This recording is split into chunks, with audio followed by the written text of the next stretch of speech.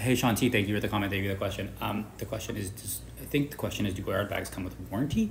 As far as I know, no. Like, you have 30 days to return or exchange, or 30 days to exchange.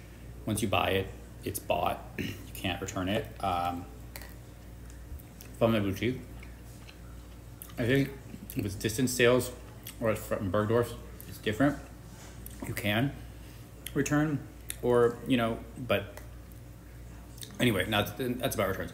Warranty, no, there's no warranty as far as I understand, but they do like stand by their product if anything malfunctions, if people have issues with the paint coming off sometimes on the handles, or if it's too hot, or if it gets wear like too easily or too quickly. I know people have had, I've never had any of those issues, but I know people that have, or I've seen people that have. They'll repair it either for free or at a charge, depending on if it's their fault or your fault.